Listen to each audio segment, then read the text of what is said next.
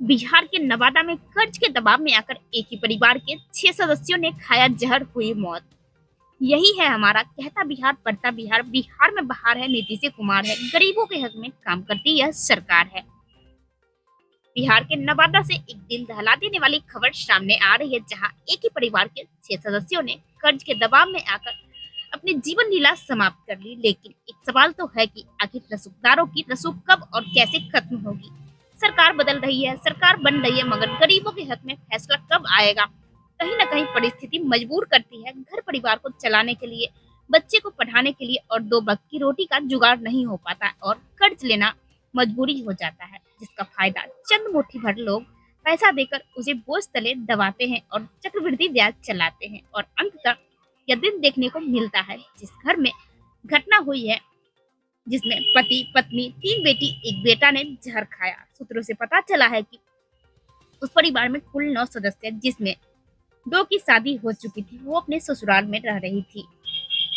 1 बेटा दिल्ली में रहता था, बाकी 3 बेटी 1 बेटा, पति पत्नी सभी एक साथ रहते थे। एक सवाल तो है कि इस घटना की उच्च स्तरीय जांच होनी चाहिए, ताकि जो भी सच्चाई हो वो सामने आ सके। समाचार बिहार न्यूज से संजय कुमार की रिपोर्ट।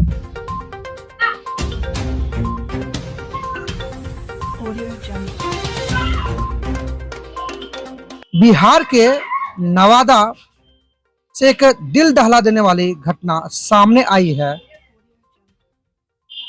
जिसको सुन के आप सबों के रोंगटे खड़े हो जाएंगे कि एक ही परिवार के 6 सदस्यों ने जहर खाकर अपनी जीवन लीला समाप्त कर ली है। जी हाँ, ये घटना कल की है। रसूखदारों से गरीब परिवार ने कर्ज लिया था और प्रताड़ित लगातार हो रहे थे। ऐसा मैं नहीं कह रहा हूं, बल्कि वहां की तमाम ग्रामीण आस पड़ोस के लोग कह रहे हैं। उसके परिवार में कुल 9 सदस्य थे, जिसमें से 2 बच्ची की शादी उस पिता ने कर दिया था और वो अपने ससुराल में थी। 1 बेटा जो कि दिल्ली में है और 3 बेटी 1 बेटा, पत्नी और खुद वो पिता उस घर में रहता था। कर्ज के तले दबा हुआ था, ऐसा सूत्रों से पता चला है। ऐसी जानकारी मिली है कि लगातार पैसे देने के बाद भी सूद का सूद, जिसको आप चक्रवृद्धि ब्याज कह सकते हैं, जिसके कारण से वो पैसा नहीं दे पाया और अंततः उसने अपनी जीवन लीला समाप्त कर ली है। लेकिन एक सवाल तो खड़ा होता है कि जहां ये नारा गूंजता है कि कहता बिहार बढ़ता बिहार, बिहार में बहार है, नीतीश कुमार है और शोषित पीड़ित और गरीबों के हित में काम कर रही यह महागठबंधन की सरकार है। आखिर कब तक शोषित पीड़ितों और गरीबों के साथ इस तरह की समस्या, इस तरह का अन्याय, इस तरह का शोषण होता रहेगा। जहां सरकार आ रही है, सरकार बदल रही है, लेकिन गरीबों के हित में कोई भी फैसला होता हुआ नजर नहीं आ रहा है। इस तरह की बहुत सारी घटना हुई थी, जो कि आपको मैं बता दूं, विद्यापति में भी एक ही परिवार के कई सदस्यों ने फांसी लगा ली थी। वो मामला भी टल गया है, लेकिन अब जो मामला सामने आया है, ये भी दिल दहला देने वाली है।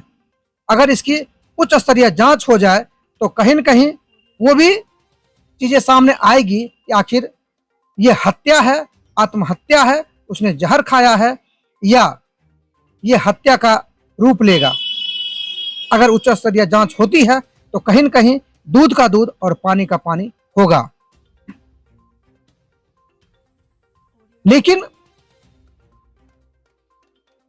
हम मीडिया वाले हैं, सवाल हम लोग उठा रहे हैं, लेकिन 1 दिन 2 दिन 4 दिन ये कहा जाएगा कि जांच चल रही है, पोस्टमार्टम हो रही है, रिपोर्ट आएगी, फिर सारी बातें सामने आएगी। लेकिन फिर कोई मामला होगा, ये मामला दब जाएगा और फिर वो मामला सामने आ जाएगा। मैं चाहता हूं कि लगातार नीतीश कुमार की बिहार में सरकार है और अपराध चरम पर है। एक तरफ लगातार हर तरह की घटनाएं बिहार में हो रही है, तो वहीं दूसरी तरफ इस तरह की घटना भी थमने का नाम नहीं ले रहा है। बाकी अब तक के लिए इतना ही। तमाम तरह की खबरों को जानने के लिए बने रहिए हमारे चैनल के साथ। समाचार बिहार न्यूज से मैं संजय कुमार लेता हूं आप सबों से विदा। मिलते हैं अगले वीडियो में।